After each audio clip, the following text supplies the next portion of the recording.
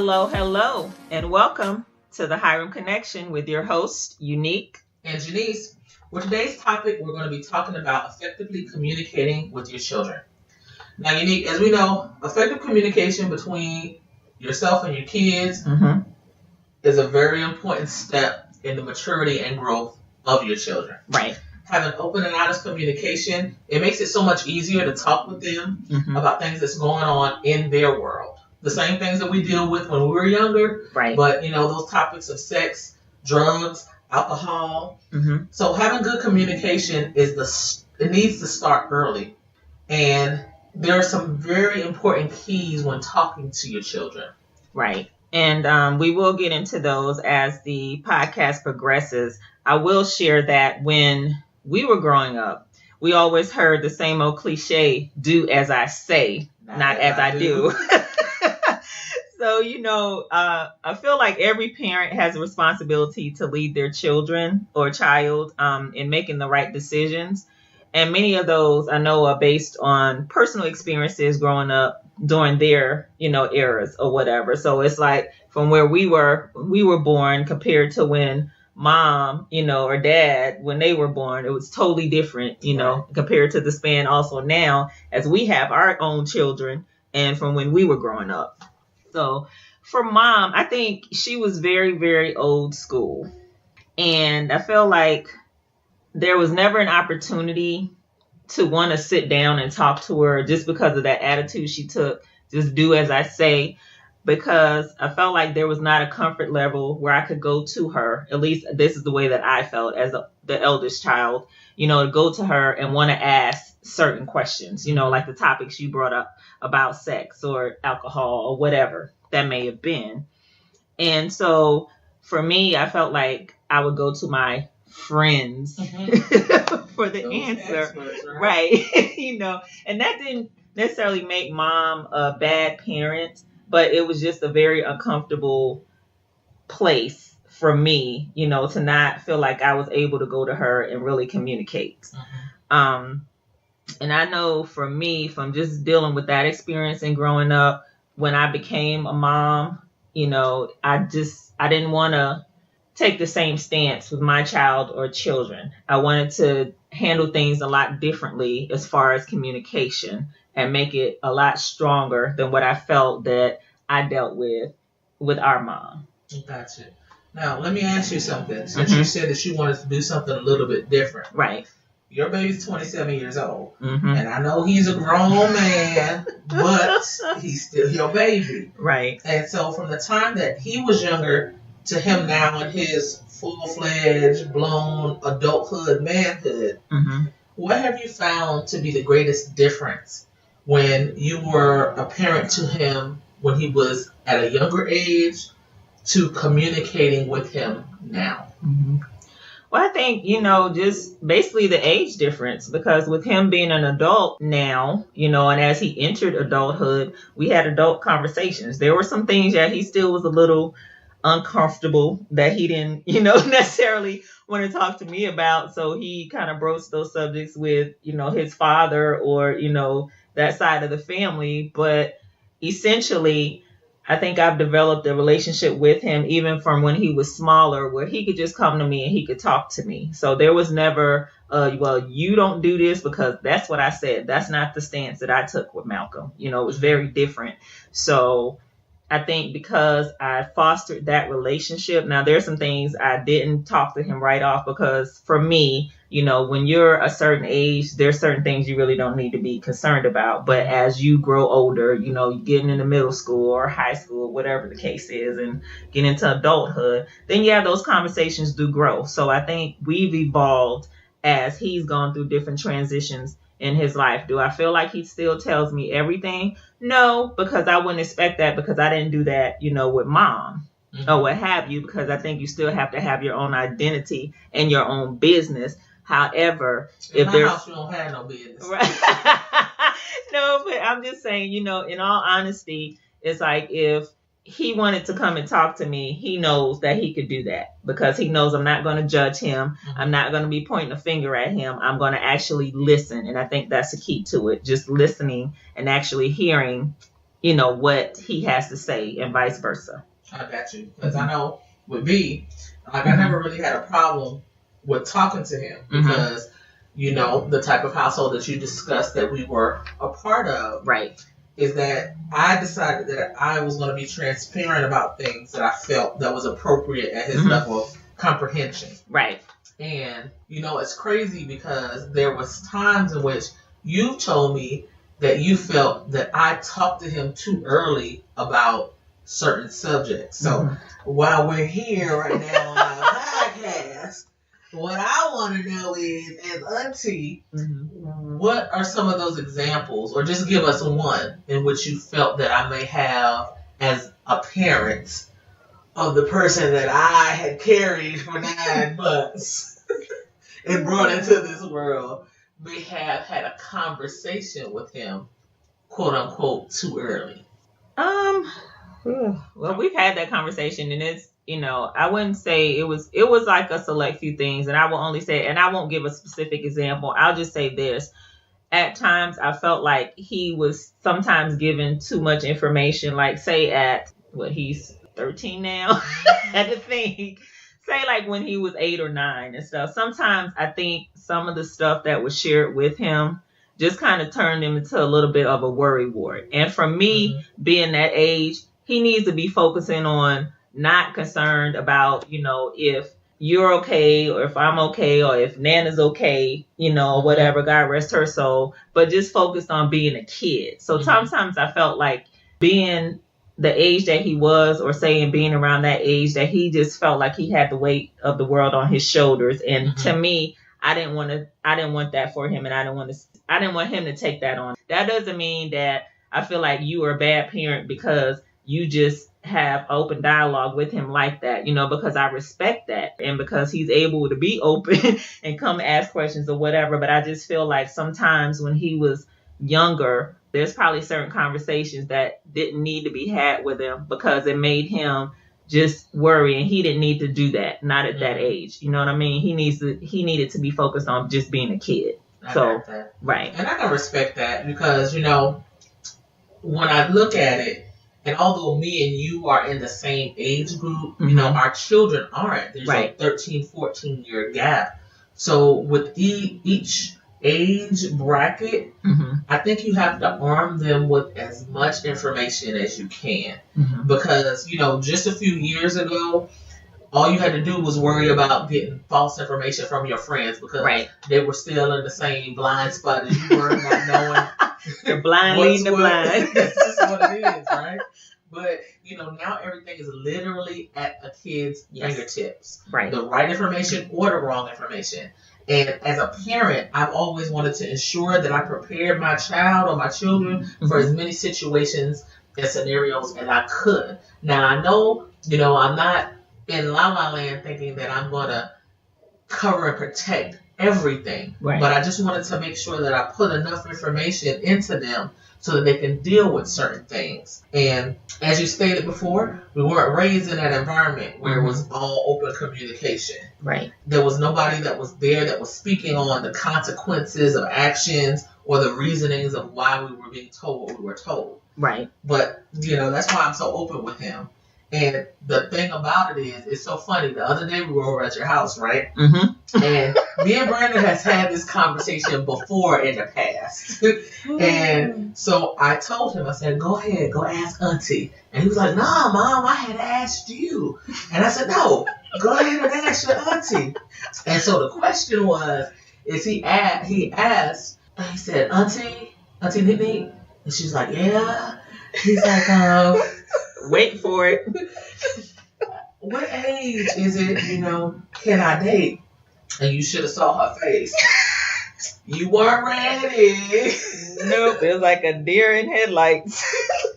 And so it cracked up because when we ended up going home, Brandon was like, why did Mommy, he was like, why did Auntie react that way? I said, that's all right, sugar. It's okay. She just has to take it in. And he was like, it was just such a simple question. But the look on her face was like, I cannot believe this right here. He has lost his ever-loving mind. He's 13. You don't need to date until you have graduated college. So, But, the bottom line is, I think that we need to make sure that we're just doing everything in our power to equip our kids. Right. And we can't hide behind the fact that sometimes we may not be comfortable with any particular situation or subject matter. So. Right, no, and I agree with that, and trust and believe. So let me just be clear. I am going to have that conversation with him because Brandon and I, we do try to have open communication as well. It's like that question, because we were focused on podcast stuff, and that question just kind of threw me for a loop, and I was like, okay, so.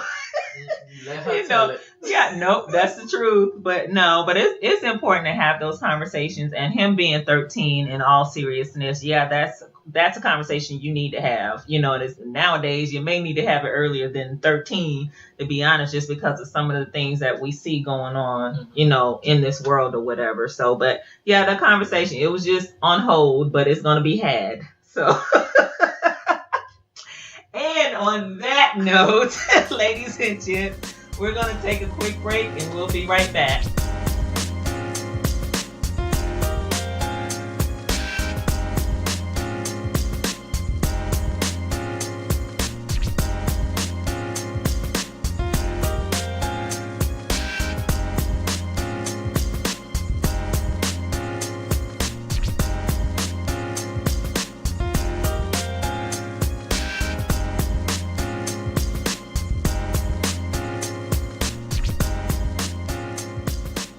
Hello, and welcome back to the Hiram Connection with your host, Unique and Janice. And we're still talking about having open and effective communication with our children. Now, I know specifically when we're talking about communicating with our children to make sure that we have open and honest dialogue with them. But with that being said, we're communicating with them. In that process, we're also developing skills that they need as young adults. Right. We're preparing them for a relationship not only with us and in our bubble, in our household, but with the outside world. Now, I agree that we have to prepare our children for the outside world because there are so many different influences nowadays compared to when you and I were growing up, or even compared to when our parents or grandparents were growing up. As everything has evolved, that's how I think, for me, in my opinion, that we have to deal with talking to our kids and communicating with them about real world situations. Now, while some may agree or disagree with my next statement, it is my firm belief that parents have to pay close attention to the effects of societal changes. And we look at the technology as it's evolved. We look at, even as much as, I don't even like talking about this, school shootings and just, different things that are affecting our children nowadays. I think that we have to not only effectively communicate with them, but we have to be aware of what they're watching, what they're listening to, and what other young people they may be hanging out with. And as trivial as that may sound, I think it's just so vitally important that we pay attention to all of that, because it's like a lot of times, as much as our children are so happy-go-lucky as parents, there's a lot of things that we'll be in tune and we'll see before they can even see that, because they're just focused on, okay, well, this is my buddy, or I'm going to do this, or I want to watch this, or whatever. There's just little, I think, influences there, and we have to, as parents, be in tune with that. To get in tune, to find out some of those keys that's being shown in reference to that, I think we need to create some type of communication routine with our kids. Kids need structure. And with that structure, it provides them with the opportunity to practice, their speaking and their listening skills. One of the things that I do with Brandon is that when I come home from work and he comes home from school, we'll have a decompression time where we just be like, hey, love you. How's your day? Everything's been okay? We're good? Thumbs up, that kind of deal. We go to our separate corners of the house. Right. And then our set communication time is over mealtime, over dinner, where we get in the kitchen and we start talking as we're preparing meals about, hey, how was your day? how was your day? We'll dive into that. Right. Whether or not it was a bad day, a good day, who liked who in the lunch line, or who said something inappropriate, or who got in trouble, and that kind of deal. We get that is our whole time from starting to cook dinner for a good hour to sitting down and eating an hour to an hour and a half. That is what we do. There's no electronics. The television isn't on. It's just us engaging in communication and just really tuning into each other as child to parent and parent to child. Right. And that fosters being a good role model in reference to how you effectively communicate. Because that's when they learn the majority of their skills. Right. They learn it basically in the first few years of their life, but they perfect it and fine tune it as they get older. Right. And if I was one of those parents who was always yelling and avoiding those difficult subjects and not really focusing and paying attention, not being that active listener, he would pick up on that. Right. And then he would have difficulty, I feel, expressing himself and what he needed or what he needed to get out to me. Those kind of things. Basically, I want to make sure that I'm an effective communicator, because with that, he's going to model those same behaviors. And also, one thing that I really had to learn not to do is be bossy. She is still bossy, y'all. Bossy with my baby. Yeah. And those things is that I am not leading the conversations with him. I'm not trying to pull things while he's trying to express himself in communicating with me. I'm not trying to force the flow of the conversation. I'm trying to let him be able to sit down and express himself. And whether or not me having a more mature brain function and seeing those things before he understands what they mean, I'm not putting words in his mouth. Right. And I'm giving him the opportunity just to put it all out there on the table, little and big. Because although in my world it's a simple fix, to him it might be the most important thing in the world. And I need to be able to allow him to feel that, be in that moment, and get it out so he'll be able to process it. Yeah, because we have to recognize the fact that they are living, walking human beings, and they have minds of their own. Yes, we had them. God blessed us to create them. I brought you in this world. Right. In my opinion, you can't have that attitude that always blah, blah, blah, blah, blah, blah, whatever. You have to have that interactive communication with your child or children to keep them engaged. Right. All day, every day. So especially as they, from infancy to when they're getting, ready to go to high school and throughout, and even throughout adulthood, because regardless of what people may think, a child or children will always need their parent or parents. So no matter how old they get, they will still need them and want that interaction and that communication, even as they grow up and go on and have their own families and their own lives, but to foster that relationship, I think is important because it lasts for a lifetime, for as long as everyone is blessed to be on this earth. So, Janice, what are your final thoughts? Unique, I truly believe that when we are communicating with our children, we need to make sure that we protect the process, because it's an exchange of ideas, thoughts, and opinions. We need to realize that these moments are so precious and they have to be treasured. Because we need to continue to listen to each other. We need to make sure that we show that vested interest. And you know what? In the end, it will strengthen our relationships. Communication is definitely key. And as we close out tonight's podcast, I wanted to end by sharing a quote. The quote simply says, "The biggest communication problem is we do not listen to understand. We listen to reply."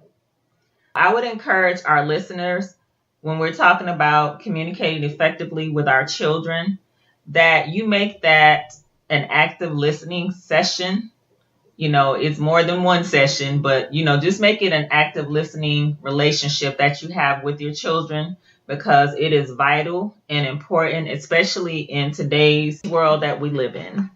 Well, everybody, we've come to a conclusion of another episode of the Hiram Connection. We thank you so much for tuning in, and we would love for you to come back and check us out next week, where we have a new topic with new outlooks. So, as we always say, real sisters, real talk. Bye. The Hiram Connection is all over social media. We are currently on Facebook, Instagram, Twitter, and YouTube. We would like to thank those who are already following us and encourage those who are getting to know us through this podcast to connect with us, because we are very interactive on social media.